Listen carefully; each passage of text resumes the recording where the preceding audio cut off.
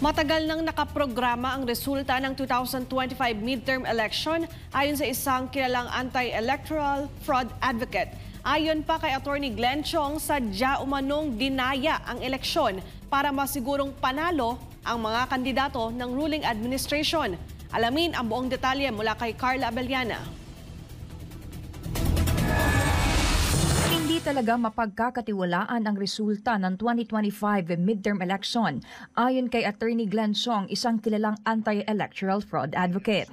Anya, naniniwala siya na matagal nang nakaplano at naitakda ang mga panalo bago pa man magsimula ang botohan nitong Mayo 12. Sinabi ko na meron na silang set result. May resulta na sila bago pa nagsimula ang botohan. Ang sabi ko, 8 ang mananalo na kalyado ni Marcos, 3 kay President Duterte at 1 si Amy Marcos. At yan ang lumabas ngayon. So I'm satisfied because nagkatotoo yung hula ko. Not because manghula ako dahil alam kong dadayain ni George Garcia at ni Lisa Marcos ang eleksyon na to.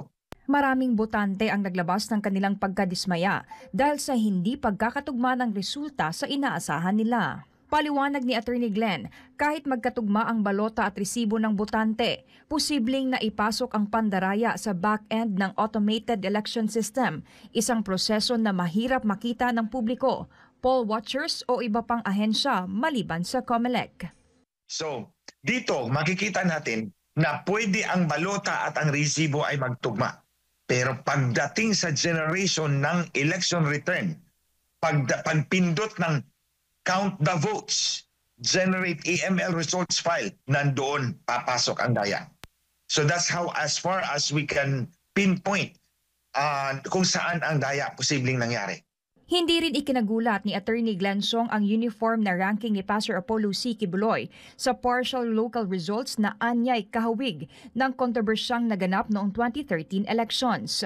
Matatandaan na si dating Tarlac Governor Margarita Cuangco ay nairank na ika-28 sa lahat ng bayan sa Region 8 at ika-7 naman sa ibang rehiyon. Kaya't ayon sa kanya, ang pattern at statistics na inilalabas ng COMELEC ay palatandaan ng posibleng pandaraya tulad ng nangyari sa kaso ni Pastor Apollo C. Quiboloy.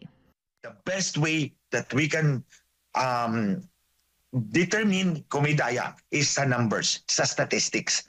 Tulad nitong ginawa ninyo ngayon. Pinakita ninyo, uniform si Pastor Quiboloy 42 across a large number of places. That is statistical improbability. Hindi gawa ng tao yan. So dyan nakikita ninyo ang badges of fraud. Dyan nakikita ninyo ang smears, ang smudges ng pandaraya. Ito, hindi ito gawa ng botante. Hindi na ito gawa ng botante, gawa na yan ng algorithm ng cheating mechanism ng makina.